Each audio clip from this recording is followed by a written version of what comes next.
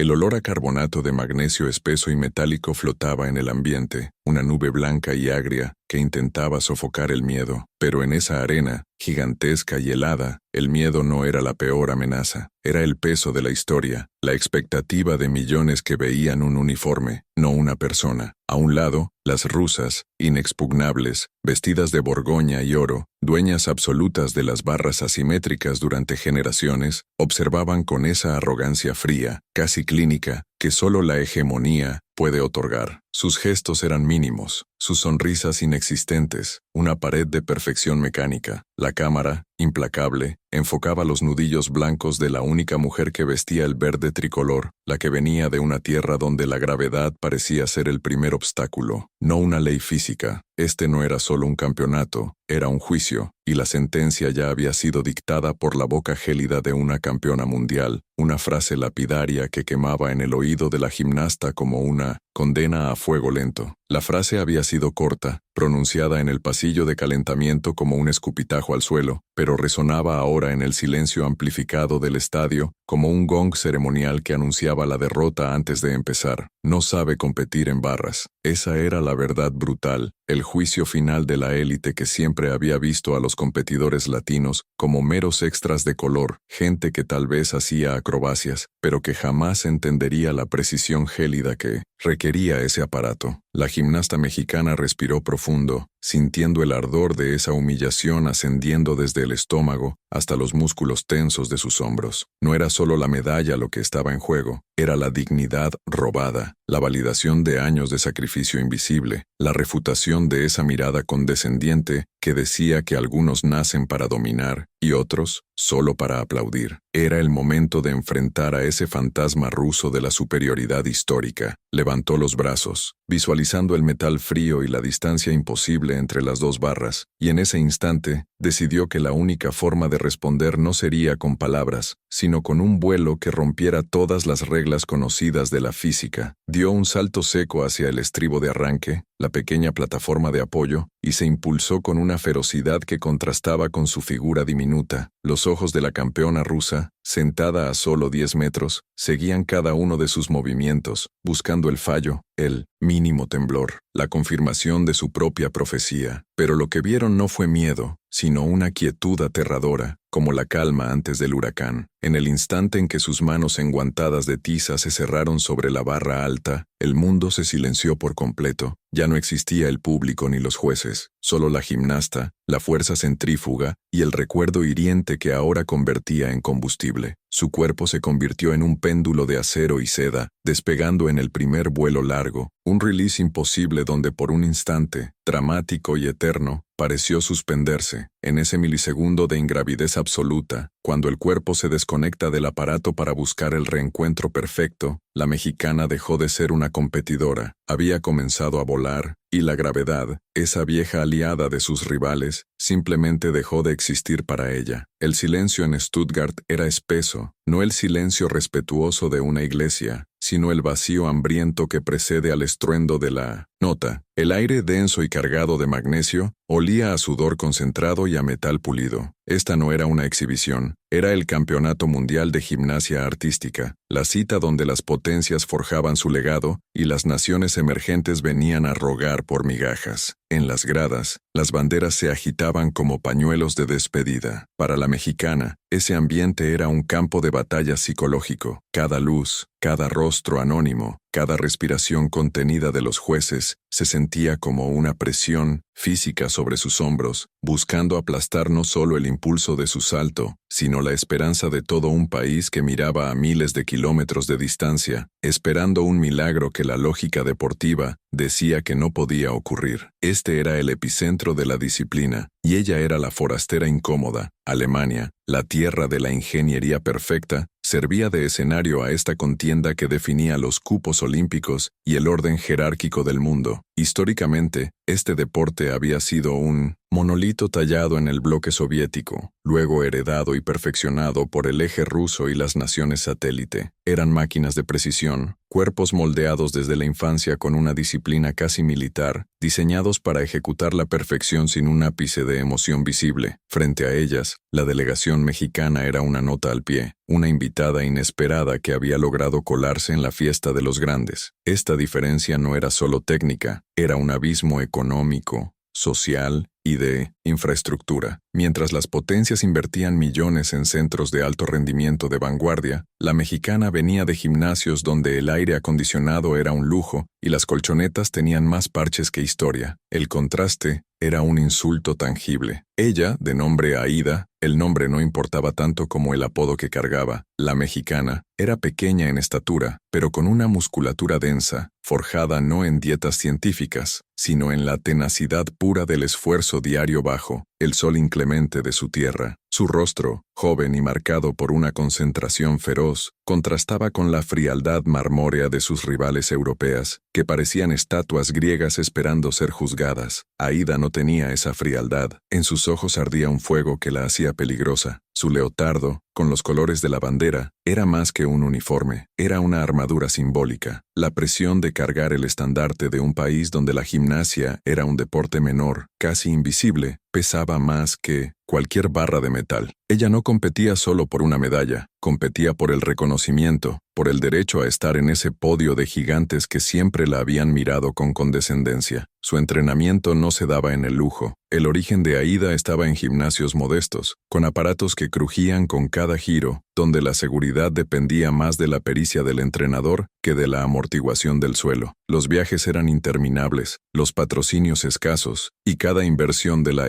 familia era una apuesta desesperada contra la lógica. Esta es la realidad de los atletas latinoamericanos en disciplinas de élite. La excelencia se alcanza por la pura fuerza de voluntad, no por la infraestructura. Sus rivales rusas y chinas podían fallar y aún así tener otra docena de sucesoras listas. Si Aída fallaba, se caía el sueño de una generación. Ella cargaba consigo las incontables horas de sacrificio, el olor a tierra de los entrenamientos al aire libre y la obligación moral de justificar cada centavo gastado por sus padres, transformando cada rutina en una declaración de supervivencia nacional. Las rivales directas de Aída, lideradas por la imponente Natalia Volkov, representante del poderío eslavo, se movían con una arrogancia bien fundamentada. Natalia era el pináculo de la perfección geométrica, alta, esbelta, con líneas limpias que hacían que cada movimiento pareciera inevitable, predestinado. Para ellas, las competidoras de México, Brasil o Argentina eran poco más que un relleno exótico en las rondas preliminares, bienvenidas solo para completar la cuota continental. Esta superioridad se manifestaba no solo en la pista, sino en la zona de calentamiento, donde el silencio era la forma más cortante de desprecio. Las miradas eran gélidas, una evaluación rápida y despectiva de lo que consideraban una técnica imperfecta, una coreografía demasiado sentimental para el rigor de la gimnasia de élite. La mera presencia de Aída en la final de barras asimétricas era para ellas un error de cálculo que el universo deportivo se encargaría de corregir. La tensión no solo era técnica, era personal, una guerra fría susurrada en los pasillos. Días antes, en una conferencia de prensa marcada por la indiferencia, la misma Natalia, la favorita indiscutible, había sido consultada sobre el inesperado ascenso de la latina. Su respuesta había sido tan breve como letal, un dardo lingüístico que se clavó en el corazón del equipo mexicano. La mexicana tiene potencial en suelo quizás, pero no sabe competir en barras. Un juicio sumario. La frase viajó más rápido que un video viral, amplificada por la prensa que disfrutaba del drama internacional. La barra asimétrica era, por diseño, el aparato que más exigía la transición de fuerza a delicadeza, y el comentario insinuaba que Aída carecía de la sofisticación mental necesaria para esa danza mortal. Esa frase se convirtió en el ruido blanco que saturaba la mente de Aída, obligándola a buscar, en 1900, cada agarre, una refutación. Y ahora, en medio de este circo de precisión alemana y desprecio ruso, Aída enfrentaba no solo las leyes de la física, sino el peso de esa sentencia. Su cuerpo se había despegado de la barra buscando esa ingravidez, esa suspensión momentánea que definía el éxito de su elemento más arriesgado. Si fallaba, si la gravedad la reclamaba antes de tiempo, el veredicto de Natalia sería grabado en piedra. Si lo lograba, si su cuerpo conseguía volar desafiando todo pronóstico, histórico y técnico, entonces el ruido de esa frase se ahogaría bajo el rugido de la multitud.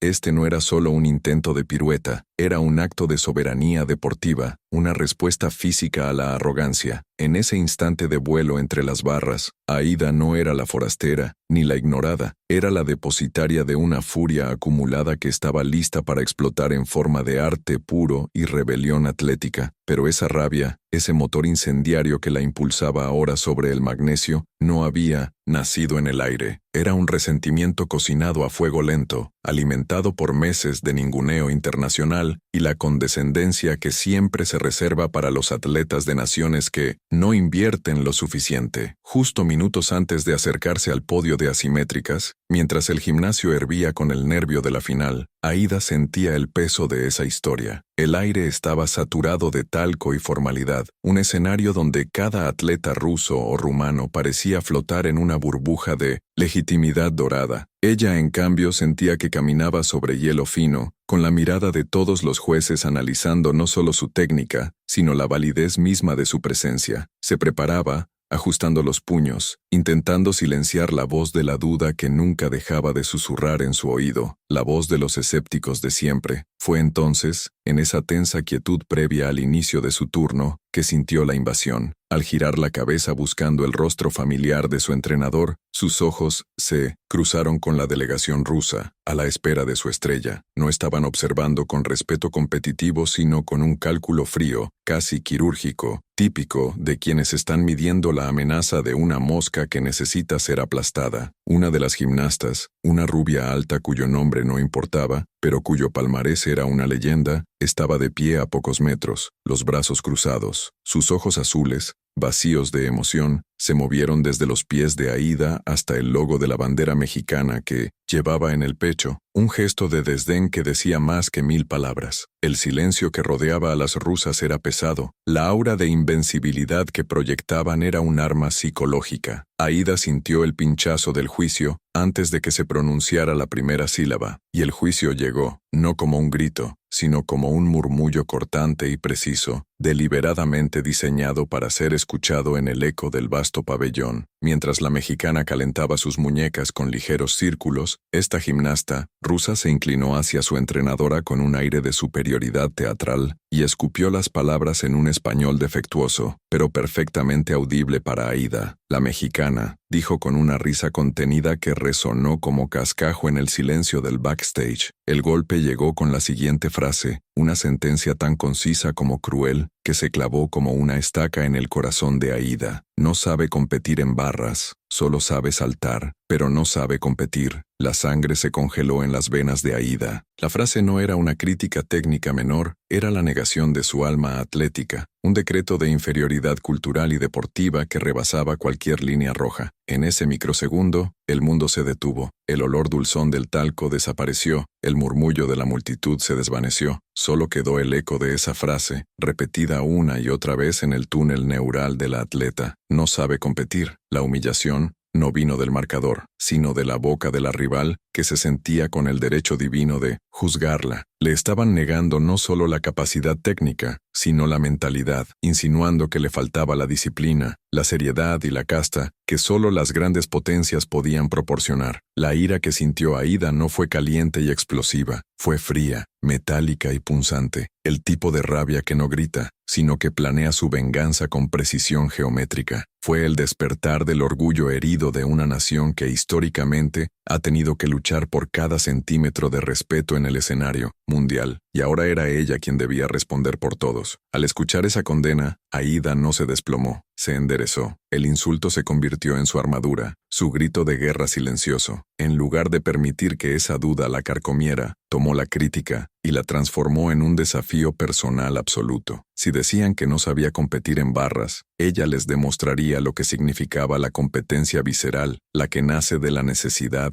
y la falta de recursos, la que no acepta la derrota por decreto. Este no era ya un ejercicio de gimnasia por la medalla de bronce, era una ejecución poética, forzada por la ofensa. Cuando por fin se acercó a las asimétricas, sintiendo en sus manos la textura áspera del agarre, cada músculo de su cuerpo se tensó con una única intención, que esa rutina fuera la respuesta más espectacular y la más devastadora, jamás dada a una frase de desprecio. Iba a volar, no solo para ganar, sino para desmentir la arrogancia rusa con cada célula de su ser. La rabia inicial y corrosiva, no duró más de 2 horas. Fue disciplinada, convertida inmediatamente en combustible atómico. La gimnasta se aisló, se encerró en el gimnasio, que ahora parecía una cámara de descompresión, donde solo existían el magnesio y el metal frío. Dejó de hablar con la prensa, silenció las redes y cortó el ruido exterior que exigía venganza. Lo que le habían dicho no era solo un insulto a su técnica, era un golpe directo al espíritu competitivo de toda una nación que ella representaba. Cada sesión de entrenamiento ya no era para mejorar, sino para forjar una armadura impenetrable. El sonido repetitivo del agarre sobre la barra, el clic-clic del metal contra el cuerpo, se convirtió en su mantra. Ella ya no entrenaba, se transformaba, limpiando todo rastro de duda o vacilación, dejando solo una máquina de precisión, enfocada en la destrucción silenciosa de la sentencia rusa. La gravedad, desde ese momento, se convirtió en su enemiga personal, y estaba dispuesta a desafiarla con cada rotación. Los entrenamientos se volvieron bíblicos en su exigencia. El entrenador, un hombre curtido que entendía la psicología de la guerra deportiva, no le dio consuelo, le dio disciplina y repetición hasta el colapso. 4 sesiones diarias, a veces 5, rompiendo los límites de lo que su cuerpo creía posible. El dolor muscular no era una señal para parar, sino un indicador de progreso. La madurez llegó con cada amanecer en el gimnasio vacío. Comprender que la pasión era solo la chispa, pero la excelencia requería la rutina implacable, el aburrimiento del perfeccionamiento. Ya no era la gimnasta talentosa, era la atleta obsesiva que estudiaba cada milímetro de la parábola de su cuerpo. Se acabó el juego. La preparación para la competencia rusa exigía una nueva identidad, una que no conocía la fatiga, solo el propósito. La mexicana se había convertido en una sombra de sí misma, dedicada enteramente a la tarea de demostrar que la voluntad era un músculo más fuerte que la tradición. Las manos se convirtieron en un mapa de cicatrices. La piel se rasgaba a diario contra el acero pulido y la lona áspera de las protecciones. Había un olor constante a linimento, sudor concentrado y sangre oxidada que se pegaba al aire del gimnasio. Cuando terminaba la sesión, la tarea no era descansar, sino cuidar las ampollas abiertas con salmuera y alcohol, un ritual doloroso que recordaba el costo de su ambición. El agarre perfecto requería la pérdida total de la sensibilidad en ciertas zonas, reemplazada por callos duros como piedra pómez. Ella miraba sus palmas, no con repulsión, sino con respeto. Esos no eran cortes, eran las monedas con las que estaba pagando su derecho a competir al nivel de quienes creían que el éxito les estaba garantizado por nacimiento. El dolor físico era tangible, pero la humillación sorda era el verdadero aguijón que la hacía seguir, forzándola a redefinir el significado de no saber competir. La verdadera competencia se libraba en su cabeza, mucho antes de subir al podio. Cada noche, antes de dormir, se ponía los audífonos y visualizaba la rutina completa, sin fallas. Iba más allá de la simple repetición mental. Recreaba el sonido exacto de sus pies separándose del tapete, el cambio de inercia en el release, la fracción de segundo de ingravidez y el clac perfecto al retomar el agarre. Si en la visualización mental sentía la más mínima duda, reiniciaba, forzando a su subconsciente a aceptar solo la perfección. Ella sabía que, bajo la presión extrema del evento, el cuerpo haría lo que la mente ya había memorizado 1000 veces. La estrategia no era solo física, era psíquica. Saturar el cerebro de éxito, para que en el momento crítico no hubiera espacio para el miedo, creando un piloto automático entrenado en la ejecución impecable de lo imposible. El entrenador, mientras tanto, se dedicaba a desmembrar la arrogancia rusa, convirtiéndola en un problema matemático. Estudiaron horas y horas de video, buscando patrones de respiración, microtemblores en los aterrizajes y la más mínima penalización técnica que pudieran explotar. La filosofía rusa era la fuerza bruta y la ejecución impecable de lo establecido, pero eso a menudo dejaba poco margen para la sorpresa y la dificultad extrema. El plan de ataque se centró en la composición de la rutina. maximizar el valor de partida, añadiendo combinaciones que la élite rara vez se atrevía a enlazar. Si la perfección rusa dependía de 10 movimientos seguros, la estrategia mexicana se basaría en 11 movimientos vertiginosos, apostando todo a la fluidez ininterrumpida, un torrente de giros que nadie, ni siquiera los jueces, esperaría. El núcleo de la estrategia radicaba en un elemento prohibido, un movimiento que solo se ensayaba a puerta cerrada, el famoso Tkachev con doble giro, que pocos lograban siquiera completar sin caer aparatosamente. Este movimiento tenía un valor de dificultad brutal, pero también un margen de error inexistente. El entrenador lo había desaconsejado en competencias anteriores, por ser demasiado volátil. Pero ahora, ante la necesidad de una puntuación de salida estratosférica, era la única ruta. La primera vez que lo intentó durante este ciclo de preparación, cayó. El impacto le sacudió la espina dorsal, pero se levantó, sin quejarse. Ella sabía que tenía que dominar esa maniobra no solo con precisión, sino con aparente facilidad. Tenía que parecer, ante los jueces y la rusa, que el desafío a la muerte no era un riesgo, sino su forma natural de existir sobre las barras asimétricas. Las barras se volvieron una extensión de sus propios huesos. Las horas pasadas repitiendo el mismo catch de caderas, la misma transferencia de peso, refinaron su sentido sinestésico hasta un punto casi inhumano. Podía sentir, sin ver, si la inclinación de su cuerpo estaba medio grado fuera del eje. El sonido se convirtió en su juez, el tud seco de la recepción perfecta, la sintonía precisa de las cadenas de la barra. Si sonaba demasiado brusco estaba mal, si sonaba como un susurro metálico controlado, estaba lista. Ya no era necesario pensar en los pasos. La mente se liberó para enfocarse únicamente en la expresión de la rutina. La técnica se había internalizado. Ahora quedaba infundirle alma, la furia patriótica que elevaría la rutina de excelente a histórica, una declaración de soberanía atlética que trascendiera las fronteras del gimnasio. El sacrificio se extendió más allá del dolor físico. Mientras el Tentinu mundo celebraba y sus amigos vivían sus vidas, ella medía cada gramo de carbohidratos, cada hora de sueño profundo. La soledad se convirtió en su compañera más fiel. Cargaba el peso de la expectativa de un país entero, no solo en su espalda, sino en su conciencia. No era un peso de presión, sino de honor. Pensaba en los millones de mexicanos que soñaban con volar y que veían en ella una oportunidad para demostrar que la excelencia no era propiedad exclusiva de las potencias históricas. Entendió que su venganza personal ya no importaba tanto como el mensaje colectivo, que el talento y la voluntad, nacidos en la adversidad, podían superar cualquier estructura de poder deportiva, destruyendo mitos con cada giro en el aire. La noche antes de viajar, se reunieron para el último repaso táctico. El plan era sencillo en su brutalidad, cero cautela. La rusa había subestimado su capacidad y la respuesta no podía ser comedida. Tenía que ser un asalto total a la pizarra de los jueces. El Miño Sentosen, entrenador, la miró a los ojos, con la seriedad de quien envía a un soldado a una misión suicida. Vamos a usar el doble giro. No hay margen para tocar tierra. Si dudas, caes. Si lo clavas, eres invencible. Ella asintió, sin una sola palabra de réplica. La estrategia era un billete de lotería de alto riesgo, o la gloria absoluta con una puntuación récord,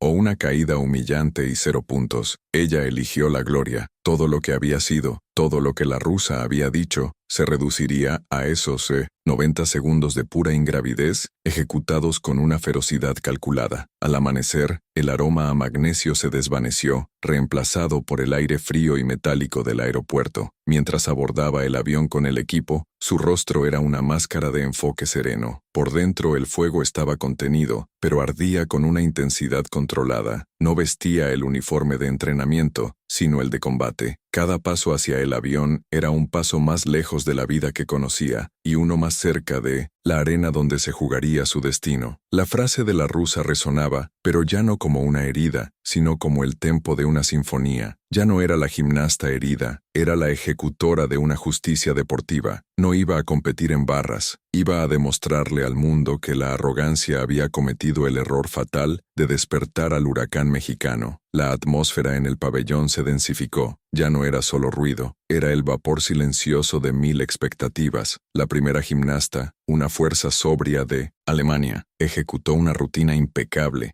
quirúrgica, un estándar de oro que puso la vara de puntuación peligrosamente alta. Cada movimiento fue cronometrado a la perfección, cada agarre pareció desafiar la física, y al aterrizar en la colchoneta con una quietud total, el marcador se iluminó con un número intimidante. Este era el preámbulo. La competencia no iba a ser fácil. La perfección era el precio de entrada. México observaba, inhalando el talco fino que flotaba como la promesa de la gloria, o la ceniza de la derrota inminente. La presión externa se sumaba a la ya demoledora presión interna. Entonces, el foco se movió. La rusa apareció, envuelta en ese aura de superioridad helada que la caracterizaba, sin siquiera mirar a la mexicana que aguardaba su turno. Ella no se calentaba, parecía ya estar caliente. Se acercó a las asimétricas como quien saluda a un viejo esclavo, y en el instante en que sus manos tocaron el magnesio, el mundo se detuvo para ver la maestría. Su ejecución fue un ballet de cálculo, donde la gravedad era solo una sugerencia y no una ley. Los Gienger y los Tkachev se sucedían sin esfuerzo visible. Era la encarnación de la técnica perfecta, fría e inmaculada. La puntuación que recibió fue monstruosa, casi inalcanzable, y el sonido de su aterrizaje resonó como un martillo en el estómago de todo el equipo latinoamericano. Desde la zona de espera, la mexicana sintió el golpe sordo de ese marcador estratosférico. Su mente era un campo de batalla donde el miedo luchaba contra la rabia. Veía el número, entendía el desafío, y se daba cuenta de que ya no se trataba de ganar, sino de cimentar un lugar en el podio mediante una hazaña. El aire en el pabellón olía a esparadrapo, a talco y a la ligera acidez del sudor de alto rendimiento. Cerró los ojos por un segundo, buscando ese lugar de calma que su entrenador le había enseñado, pero la frase en español, burlona y cortante, volvía: no sabe competir en barras. Era hora de demostrar que sí sabía, aunque el cuerpo temblase ligeramente ante la tarea titánica. La voz oficial tronó por los altavoces, anunciando su nombre. Era el momento. Se dirigió al centro del escenario con una dignidad que desmentía el pánico que sentía. El ritual del magnesio fue ejecutado con una concentración extrema. El polvo blanco, áspero y protector, cubría sus manos, un escudo temporal contra el miedo al resbalón. Las barras, hechas de fibra de vidrio y acero, parecían monstruosamente altas, frías e inamovibles. Dio un paso, 2 pasos, y antes de que su cerebro pudiera registrar la magnitud de la audiencia, la impulsión inicial la catapultó hacia la barra baja. El silencio de la arena era tan denso que casi se podía escuchar la respiración agitada de la gimnasta. El inicio fue explosivo, casi violento. Quería compensar la desventaja con velocidad pura. El primer kip hacia la barra alta fue un latigazo muscular, pero la impulsión, marcada por la adrenalina, fue milésimas de segundo demasiado fuerte. Al volver de la primera rotación compleja, el agarre fue precipitado. Un leve clic en el metal que solo los gimnastas y jueces más experimentados pudieron detectar. No cayó, pero la pequeña desviación en el tempo rompió la fluidez perfecta. La respiración se cortó en seco en la garganta de la audiencia, y el rostro de su entrenador, capturado en primer plano, se contrajo en un gesto de preocupación. El error inicial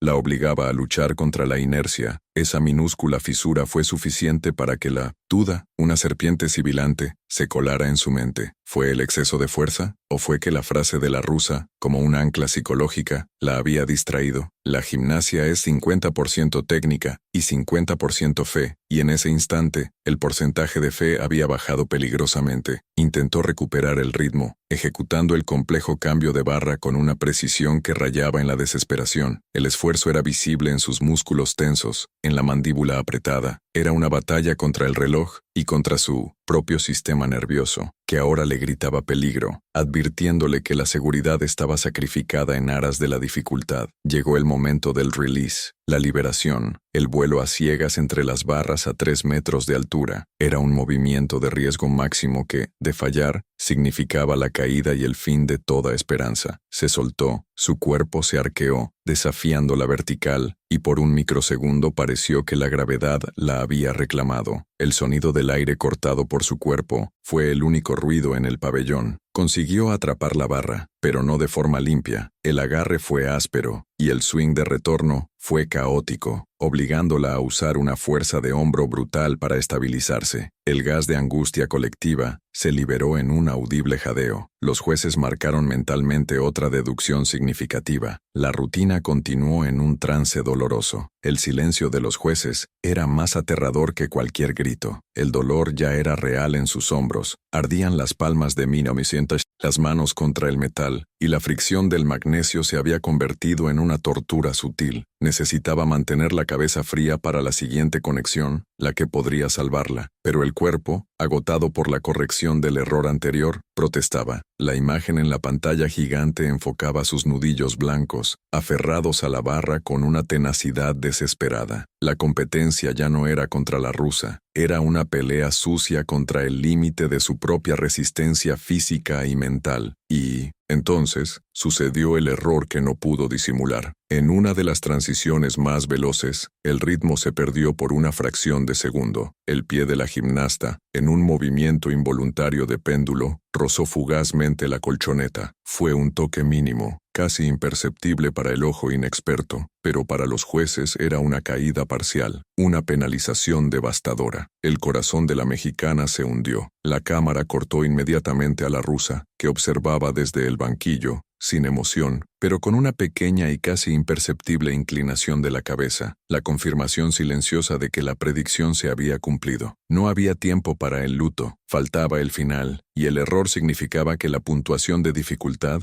ahora era la única tabla de salvación. Tenía que compensar. La rutina planeada fue descartada. En su lugar, improvisó una conexión de alta dificultad hacia la fase final. La desesperación se transformó en audacia. Se impulsó para el triple giro final, un movimiento que rara vez practicaba en competición, apostando todo a la espectacularidad para intentar mitigar la sangría de puntos. Estaba volando hacia el dismount, no por el guión, sino por la necesidad brutal de demostrar que, a pesar de los errores, ella sí sabía competir en barras. La explosión no vino del motor, vino de sus músculos, detonando el impulso final. El roce del cuero de las agarraderas contra el metal, chirriando como un grito de guerra ahogado, fue el último sonido que registró antes de que el mundo se silenciara. Ella había saltado con una furia desmedida, utilizando la barra alta como trampolín y la rabia como propelente, buscando una altitud imposible. En esa fracción de segundo, el cuerpo de la mexicana se estiró en el aire, buscando el techo del pabellón, desafiando a la misma gravedad que la había humillado minutos antes. Ella no estaba ejecutando un elemento de gimnasia, estaba lanzando un manifiesto al aire, con la precisión de un misil balístico, guiado por el orgullo. La promesa, grabada a fuego en su mente, se cumpliría en el suelo o en el silencio de un impacto desastroso. En esa ascensión, el tiempo se fragmentó. El sudor frío en su frente se evaporó inmediatamente con la velocidad.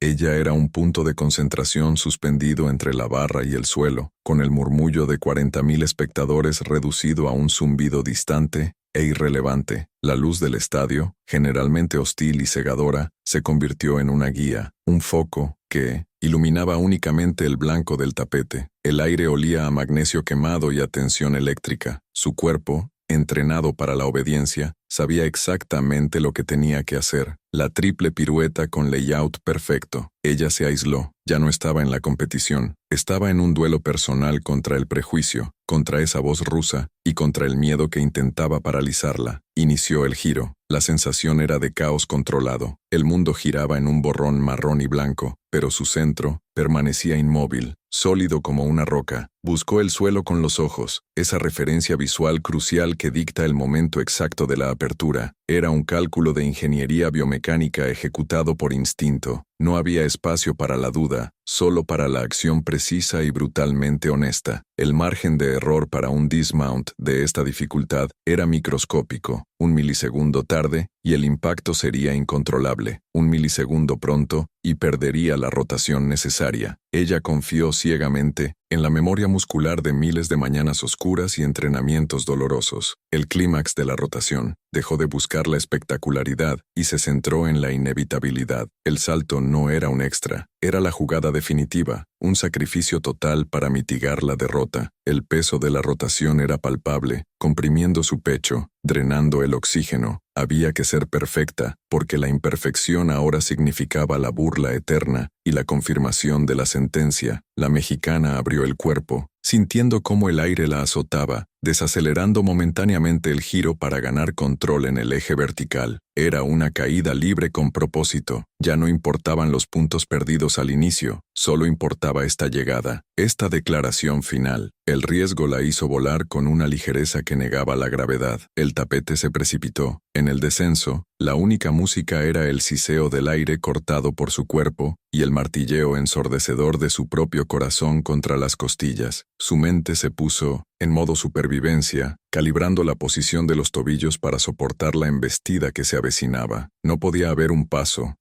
significaba debilidad, significaba que la rusa tenía razón. Sus ojos, fijos en el punto de aterrizaje, parecían perforar el tapete. La velocidad se aceleraba exponencialmente. Estaba a 1 metro, medio metro, 10 centímetros. La intensidad era tan alta que el tiempo dejó de existir. Solo había ella y la necesidad absoluta de anclar su cuerpo al suelo de manera inamovible. Tuac. El sonido del aterrizaje fue un impacto seco y contundente, una bofetada al silencio de la arena. No fue un aterrizaje suave, fue una colisión controlada. Sus rodillas se flexionaron como amortiguadores de alta resistencia, absorbiendo la fuerza centrípeta del triple giro. El cuerpo intentó oscilar, vibrar, pero los músculos de su abdomen y piernas se tensaron hasta el punto de la ruptura, forzando una rigidez total. Fue la perfección violenta de un aterrizaje exigente, el tipo de impacto que le recordaría su existencia por días. Pero en ese momento, el dolor físico era secundario al mandato de permanecer inmóvil. El silencio volvió, denso y cargado de expectación. Era el silencio más largo de la historia de la competición. Sus músculos temblaban con un esfuerzo titánico. Las pantorrillas de la mexicana parecían querer rebotar, pero su voluntad las mantenía firmes, pegadas al suelo como si estuvieran soldadas. Mantuvo la pose por un segundo, luego, otro, y un tercer segundo eterno. No se movió, no dio ese pasito crucial. Era la estabilidad personificada, el desafío a la ley de la física. En ese instante de inmovilidad absoluta, ella reclamó el terreno, demostrando que poseía el control y la técnica que tan groseramente le habían negado. El aire salió de sus pulmones en un largo y sibilante resoplido, como un escape de vapor de una máquina a punto de estallar. Enderezó el cuerpo lentamente, elevando los brazos con una formalidad casi ceremonial, pero sus ojos estaban inundados de una mezcla de alivio, dolor y una rabia fría. Su rostro no sonreía, estaba marcado por la batalla. Una única lágrima de esfuerzo se deslizó por su sien. Había terminado, no por puntos, sino por principio. La gimnasta había cumplido su palabra, no con palabras, sino con la acción más arriesgada que podía concebir. Y entonces, el estadio estalló. No fue el aplauso medido de los jueces, sino el rugido de la gente, un grito visceral, patriótico y liberador que se alzó desde las gradas. Banderas verdes, blancas y rojas se agitaron en un frenesí de aprobación. Ella sintió el temblor del suelo bajo sus pies, provocado por la euforia colectiva. Ignoró la ovación, buscando con la mirada a su entrenador, y luego, con la barbilla en alto, escaneó la zona de la delegación rusa. El mensaje no verbal era cristalino. Yo sí sé competir. Caminó fuera del tapete, la cabeza alta, pero el cuerpo devastado por la adrenalina y el esfuerzo. Los jueces anotaban furiosamente, pero su puntuación ya no era lo fundamental. Lo esencial era que, bajo la presión más insoportable y la humillación pública, la gimnasta mexicana había encontrado la fuerza para ejecutar la perfección cuando más se necesitaba. Había tomado el insulto de una rival y lo había transformado en el combustible para volar. La historia no se recordaría por los fallos iniciales, sino por este aterrizaje, por la respuesta que convirtió la debilidad en una declaración de poder. Ella demostró que, al final, la verdadera competencia se gana con el corazón, no solo con las notas. El eco del aterrizaje se tragó el aire, dejando un vacío sordo en el pabellón. Durante 3 segundos que parecieron 3 siglos, nadie respiró. El ruido del mundo se había detenido, encapsulado en el polvo de magnesio que flotaba bajo los reflectores. Las cámaras captaron la figura inmóvil de la gimnasta, la postura perfecta, la mirada fija en un punto más allá del horizonte, como si aún estuviera suspendida en el aire. Incluso los jueces, normalmente una masa de frialdad y protocolo, mantuvieron sus bolígrafos suspendidos sobre las hojas de puntuación. Era el silencio sagrado que precede al juicio. Podía olerse la tensión, una mezcla metálica de sudor y anticipación. Este no era un final, sino el prefacio de una sentencia. Todo lo que había sido dicho, todas las dudas sembradas, esperaban la voz de los números. La perfección había sido ejecutada. Ahora tocaba a la burocracia confirmar la épica. La tensión de la gimnasta se dio primero en sus hombros, luego en un temblor casi imperceptible en sus piernas agotadas. El dolor muscular era una sinfonía sorda, pero el dolor del miedo había desaparecido por completo. Lentamente, alzó los brazos en un gesto de liberación que no pedía aplausos, sino que agradecía la oportunidad. Mientras el equipo de cronometraje movía frenéticamente sus fichas, la mexicana caminó hacia el borde de la pista, la cabeza gacha, buscando a su entrenador. Y entonces,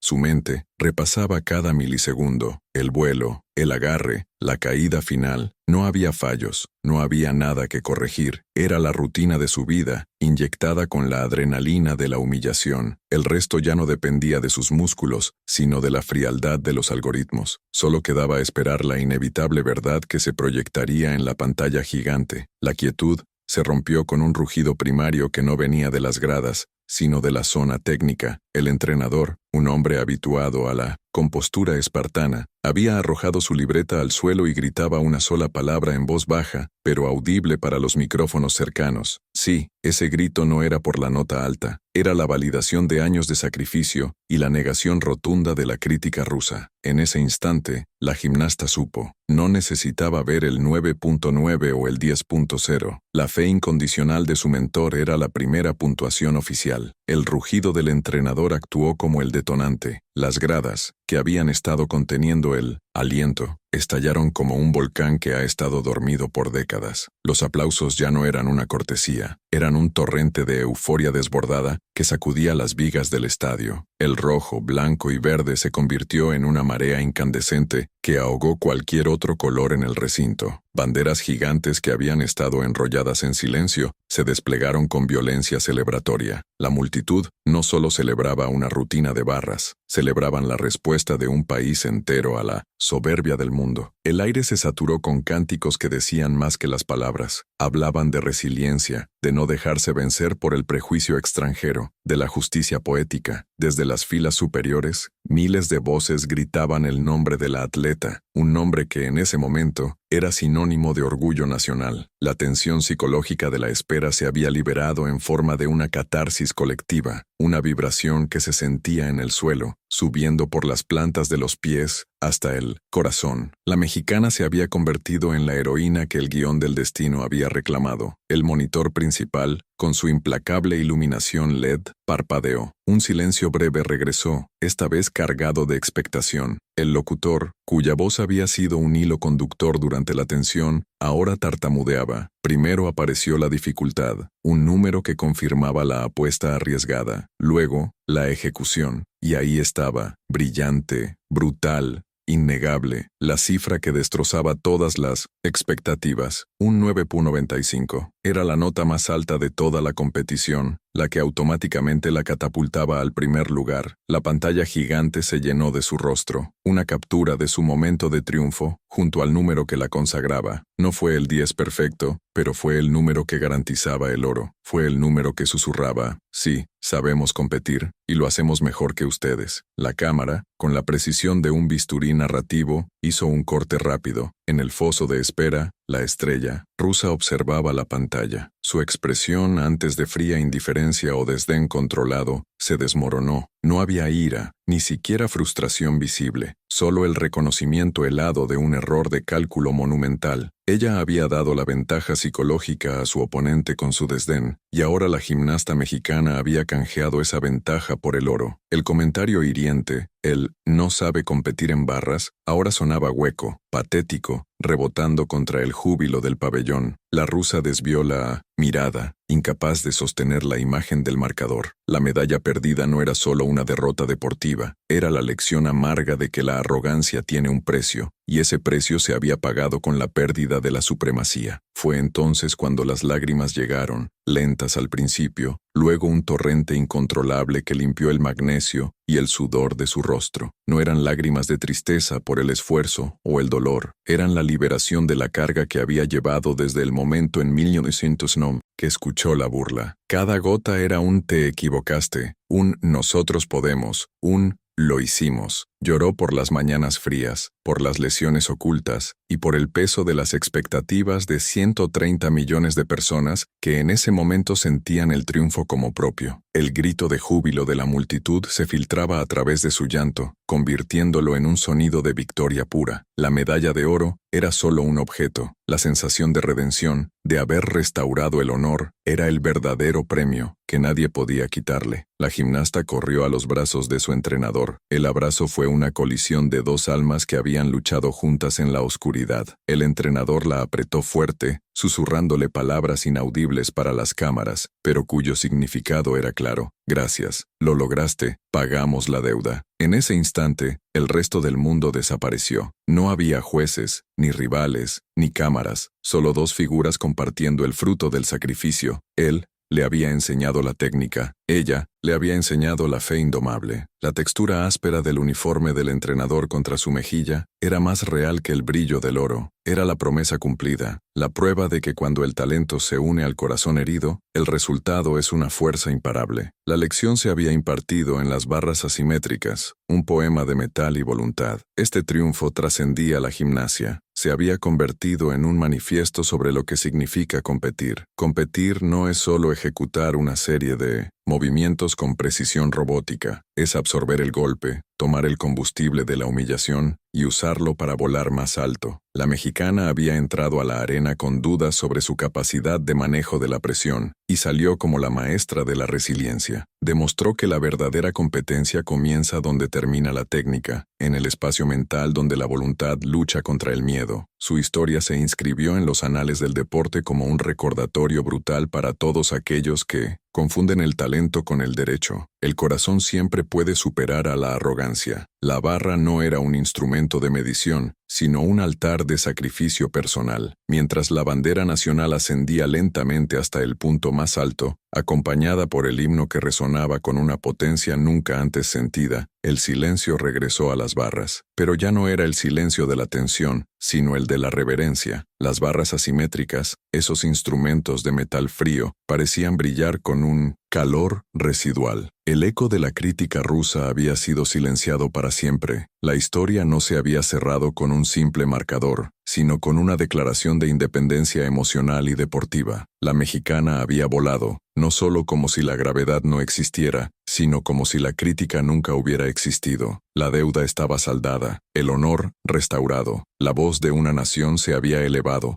fuerte y clara, en el escenario más grande del mundo. El silencio que siguió al aterrizaje fue el más profundo y pesado de todo el campeonato. No era el silencio de la duda, sino el del shock. Por un instante, el cronómetro dejó de correr y el universo entero esperó la cifra. Cuando apareció, un rugido sordo, acumulado durante meses de sacrificios en gimnasios olvidados, explotó a través del estadio. Ella no solo vio el número, sintió la vibración del metal y el sudor secándose bajo las luces. En ese momento, se quitó la carga de ser la promesa o la estadística. Se convirtió en la verdad. Era una puntuación que no solo ganaba medallas, sino que desmantelaba muros de condescendencia histórica. Los comentaristas olvidaron sus notas. El público olvidó su protocolo. Solo existía la atleta y el fantasma de una burla rusa, ahora pulverizado por la maestría y la tenacidad indomable. Aquella frase, pronunciada con tanta frialdad calculada en el pasado, no sabe competir en barras, se convirtió en la chispa de una hoguera nacional. Ahora, la respuesta no provenía de titulares, furiosos o de debates acalorados. Provenía de una rutina ejecutada con la perfección de un diamante recién pulido. La victoria no fue contra el sistema de calificación, fue contra el prejuicio, fue contra la idea insidiosa de que la pasión latinoamericana podría ser noble, pero nunca técnicamente superior o rigurosa. Cada giro, cada suelta, cada repetición impecable fue una sílaba en un argumento irrefutable. La mexicana no solo compitió, redefinió la competencia, infundiendo arte y alma donde otros solo veían ángulos y matemáticas. Ella no estaba luchando por un puesto, sino por el derecho a ser respetada en su propia cancha, la cancha global, y lo ganó con creces. El impacto trascendió las fronteras del deporte y se incrustó en el tejido social como una leyenda instantánea. Piensen en los millones de ojos, desde Tijuana hasta Chiapas, pegados a una pantalla, sintiendo ese nudo en el estómago que solo el orgullo nacional puede provocar. Para cada niña o niño, en un gimnasio humilde, sudando en barras oxidadas y enfrentando la burla de los recursos limitados, este momento se convirtió en su manifiesto. Les susurró al oído: su origen no es su límite, es su motor. Este no fue solo el triunfo de una atleta, sino la victoria de la perseverancia cultural, la demostración visceral de que la disciplina y el corazón pueden desmantelar la arrogancia de las potencias. La medalla era un símbolo físico, pero el verdadero premio era el nuevo capítulo de autoestima colectiva que se había escrito esa noche épica, y aquí reside la lección más profunda de esta epopeya. La victoria no fue la calificación final, sino la demostración de que la batalla más grande siempre se libra en silencio, dentro de la mente. Cuando el mundo te dice que no perteneces o que tu límite está predefinido, la única respuesta válida es una actuación tan innegable que obligue al silencio. El verdadero oro no brillaba en el podio, sino en la resistencia mental que le permitió a esa joven filtrar el ruido, ignorar el peso de las expectativas y, sobre todo, silenciar la voz de la crítica destructiva interna y externa. Fue un recordatorio brutal y hermoso. La excelencia técnica es necesaria, sí, pero la columna vertebral emocional es lo que separa a los competidores de los héroes. Ella nos enseñó que la vulnerabilidad se convierte en poder cuando se canaliza a través de la disciplina implacable y el fuego patriótico. Esta historia, grabada para siempre en la memoria deportiva, no trata de una medalla específica, trata del acto fundamental de desafío, trata de mirar a la potencia mundial, escuchar su desprecio y responder con un vuelo de independencia. Ella no solo saldó una deuda de honor, reescribió las reglas del juego para siempre en el imaginario colectivo, porque en esencia, esto es lo que significa la verdadera competencia, no solo superar a otros, sino superar la versión más pequeña de uno mismo que teme fracasar o ser juzgado. La imagen final que perdura no es ella, recibiendo la ovación, sino ese instante suspendido en el aire, libre de la gravedad de la crítica y de las expectativas ajenas. Voló tan alto, tan libre, que ya nadie pudo decir jamás que no sabía competir en barras. Ella no solo competía, ella era el cielo.